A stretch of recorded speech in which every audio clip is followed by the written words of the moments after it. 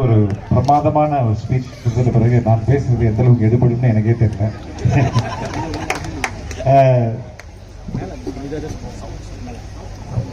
தோழர் வடிவேல் மற்றும் ஸ்ரீதர் மிகப்பெரிய ஒரு சக்சஸ்ஃபுல்லான இந்த ரொம்ப அற்புதமான இந்த பொதுக்கூட்டத்தை ஏற்பாடு பண்ணியிருக்காங்க.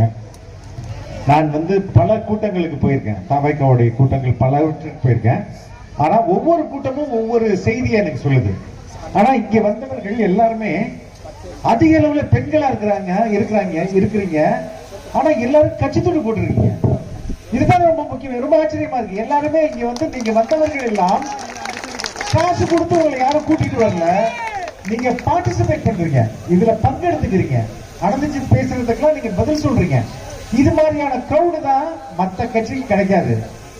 நீங்க ஏன் தாவேக்காவை பார்த்து திமுக இப்படி பயப்படுது அப்படின்னா நீங்கள் தான். இந்த மக்கள் கூட்டம் இருக்குல்ல, இந்த மக்கள் கூட்டம் தான் திமுக பயப்படுது. எப்படா இவ்வளவு கூட்டம் வருது அப்படின்றது. உண்மையிலே இந்திய வரலாற்றில் இந்த விக்கிரவாண்டி அப்படின்றது ஒரு மிகப்பெரிய இடம். இங்கதான் முதலாக தாவேகா மாநாடு விக்கிரவாண்டியில் நடந்தது. ஒட்டுமொத்த உலகமே அதை திரும்பி பார்த்தது. ஒரு பெரிய ரெக்கார்டு அது. நானும் அதுல இருந்தேன். முதல் நாள் நானும் அங்க இருந்தேன். நாங்க வரும்போது கூட விசாலை பத்தி பேசிட்டு வந்தோம். 1 மணி நேரம், அதாவது 1 கிலோமீட்டரை கடப்பதற்கு எனக்கு 3 மணி நேரம் ஆச்சு. அதுவும் காலையில 5 மணிக்கு. வீட்டுக்கு எப்போ முடிஞ்சிச்சு. அந்த அளவுக்கு இந்த மண் ஒரு மிகப்பெரிய உலக சாதனையை உருவாக்கி இருந்தது. இந்த மண்ணில் இருந்து தான் தளபதியோடைய அரசியல் பயணம் என்பது ராக்கெட் ஸ்பீட்ல இருக்கு. அன்னைக்கு மேல போன ராக்கெட் தான் இந்த வரை அதே வேகத்துல போயிட்டு இருக்கு. இங்க உள்ள மக்கள் திரள் அதை உறுதி பண்ணிட்டு. அண்மையில இளைஞரணி மாநாடு ஒண்ணு திருவண்ணாமலை திமுக நடத்துனாங்க. பாத்தீங்களா? எதை பாத்தீங்க? இளைஞர்களை பாத்தீங்களா? இளைஞரணி மாநாட்டுல இளைஞரே இல்ல. நாங்க எப்படி கண்டுபிடிப்போம்? நான் பேசிக்கா மீடியால இருந்து வரேன். யாரு இளைஞர்கள வந்திருக்கவங்களா இளைஞர் இல்லையான்னு எப்படி தான் கண்டுபிடிப்போம்? ட்ரோன் பறக்குது இல்ல, இந்த ட்ரோன் ஷாட்டை பார்த்தா வெள்ளை வெள்ளையா தெரியும். யாரு தலையெல்லாம் வெள்ளையா தெரிஞ்சுட்டா இவங்க யாரு? இளைஞர் கிடையாது அர்த்தம். பாதி சொட்டையா தெரியும், வெள்ளையா தெரியும். அப்ப நாங்க பாத்தீங்கன்னா இளைஞரணின்னா இளைஞரே காணுமே அப்படின்னு சொன்னோம். அடுத்த வாட்டி இளைஞரணிக்கு ஒரு டெக்னிக் பண்ணிட்டாங்க. எல்லாரும் தொப்பி போட்டு விட்டாங்க. தொப்பி போட்டு விட்டு தலையை பார்க்க முடியல. ஆனா போயிட்டு வாழைக்குலை எல்லாம் இழுத்துட்டாங்களா? அப்ப எதுக்கு நான் சொல்ல வரேன் என்றால், இந்த அளவுக்கு மக்கள் கூட்டம் எந்த அரசியல் கட்சிக்கும் இல்லை. தானாக எந்த ஒரு காசு கொடுக்காம, கோழி பிரியாணி கொடுக்காம, கோட்டம் கொடுக்காம, மக்கள் தன்னுடைய சொந்த ஆசையில் அரசியல் மாநாட்டுல கலந்துகிறது ரொம்ப எல்லாருக்கும் ஆச்சரியமா இருக்கு. அதிலும் ரொம்ப ஆச்சரியமா இருக்குது என்னன்னா, பெண்கள் இந்த அளவுக்கு போறது எல்லா கட்சியும் கோபப்படுத்து, வெறுப்பேற்றது. ஆக்சுவலி சொன்னா அந்த அளவுக்கு மக்கள் தலைவர் விஜய் அவர்களை நம்புறாங்க. இன்னைக்கு இங்க இந்த ஊர்ல ரொம்ப முக்கியமான இஷ்யூவா பேசும்போது டாஸ்மாக் பத்தி எல்லாம் பேசியிருந்தாங்க. சாரா கிடையாது சொல்லலாம், ஒன்னும் தப்பு கிடையாது. உண்மைதானே அது? சாரா கிடையாது. சரி, இங்க ஒரு நிமிஷம் நம்ம எல்லாம் இந்த பாட்டிலுக்கு 10 ரூபான்னு சொல்றோம்ல, அது ரொம்ப எளிதா எடுத்துட்டு போயிடும். பாட்டில 10 ரூபாய், பாட்டில் 10 ரூபாய். ஆனா நீங்க நினைச்சு பாருங்க, ஒரு நாளைக்கு டாஸ்மாக்கு போற மனிதர்களோட எண்ணிக்கை 1 கோடி. 1 கோடி பேர் ஒவ்வொரு நாளைக்கு போறான். 1 கோடியும் 10 ரூபாய் கொடுத்தாங்கன்னா ஒரு நாளைக்கு 20 கோடி கிட்ட அவங்களுக்கு 10 கோடி கிட்ட அவங்களுக்கு மாசம். ஆனா 600 கோடி நம்ம நினைக்கிற 10 ரூபாய். அந்த 10 ரூபாயில மட்டும் அவங்க திருடுறது. இது திருட்டு தான், லஞ்சம் கூட கிடையாது, திருட்டு. அந்த திருட்டே 600 கோடி. அது இல்லாம நீங்க டாஸ்மாக்ல எல்லா நல்ல சரக்குலாம் கிடைக்குதா? கிடைக்கவே கிடைக்காது. இந்த கால், அக்காடு, இது மாதிரியான சரக்கு தான் கிடைக்கும். ஏன்? இந்த சரக்கெல்லாம் இந்த சரக்கை தயார் பண்றதே திமுக குடும்பம் தான். திமுக குடும்பம் அவங்களுடைய சரக்கை காய்ச்சி நம்மள்கிட்ட வித்துட்டு அதுல 10 ரூபாயும் கொள்ளையடிச்சுட்டு ஒரு 15 பேர் தாங்க, 9 கம்பெனிஸ் தான் தமிழ்நாட்டுல சரக்கு தயாரிக்கிறது. 9 நிறுவனம் தான். அந்த 9 நிறுவனம் ஒரு வருஷத்துக்கு 50,000 கோடி டர்ன் ஓவர் பண்றாங்க. 50,000 கோடி. நம்ம வந்து ஒரு லட்சமே நமக்கு பெரிய காசு.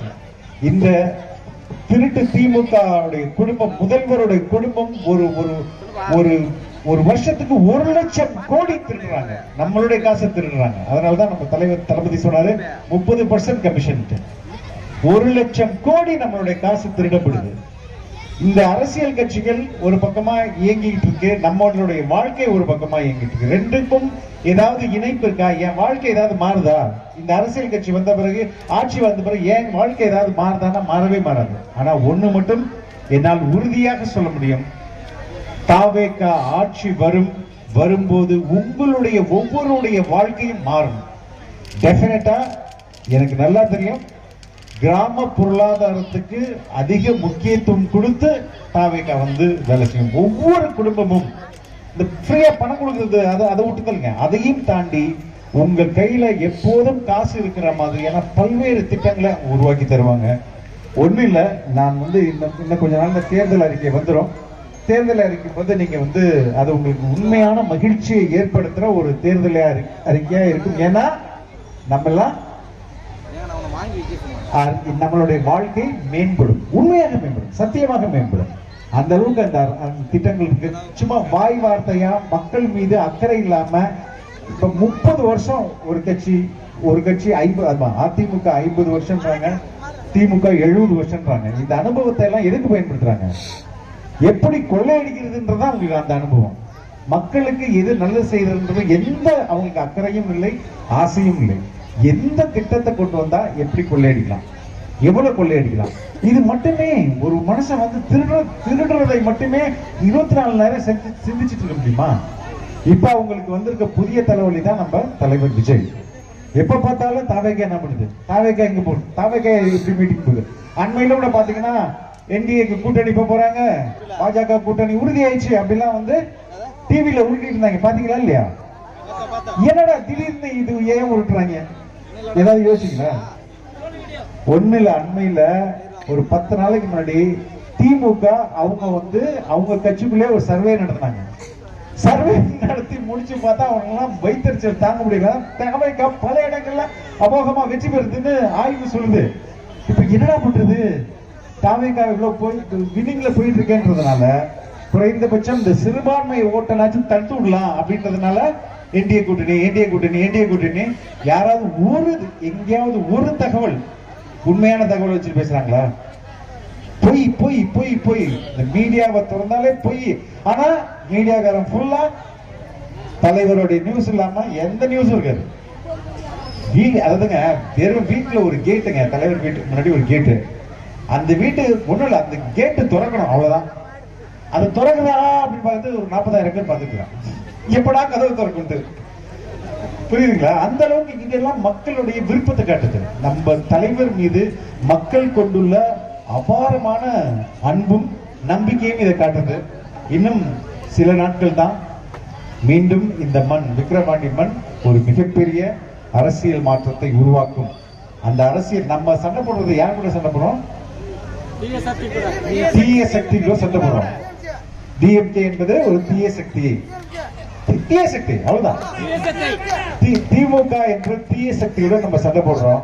ஆனா நம்மளாம் யாரு? ரொம்ப சாதாரண மனிதர்கள் தானே. சொல்லுங்கம்மா, உங்கள்ட்ட கார் இருக்கா? கார் இருக்கான்னு உங்கள்ட்ட இருக்கா? எத்தனை கார் வச்சிருக்கீங்க? பங்களா இருக்கா? நம்மள்ட்ட பங்களா இருக்கா? நிறைய பணம் இருக்கா? இல்ல. ஆனா நம்மள்ட்ட என்ன இருக்குது? தைரியம் இருக்குது, நேர்மை இருக்குது, அன்பு இருக்குது. அதனால் நம்மளுடைய எதிரி எவ்வளவு பெரிய பலசாலியா இருந்தாலும், எவ்வளவு பெரிய அனுபவசாலியா இருந்தாலும், எவ்வளவு பெரிய பணக்காரனா இருந்தாலும், அவரை வீழ்த்துவதற்கு நம்ம கையில ஒரு ஆயுதம் இருக்குது. அந்த ஆயுதம் என்னது? ஒற்றை விரல். இங்கே தமிழ்நாட்டில் நடக்க போறது ஒரு விசில் புரட்சி. நம்ம எல்லாம் ஒன்னே ஒண்ணு பண்ணணும், தேர்தல் அன்று விசில் சின்னத்திற்கு வாக்களித்தால் போதும். நமது மொத்த தமிழ்நாட்டுடைய தலையெழுத்து மாறும். அதை மாற்றக்கூடிய மனிதர்கள் நீங்கள் நம்புங்கள், உங்கள் வாழ்க்கையில் மாற்றம் ஏற்படும். வாய்ப்புக்கு நன்றி, வணக்கம்.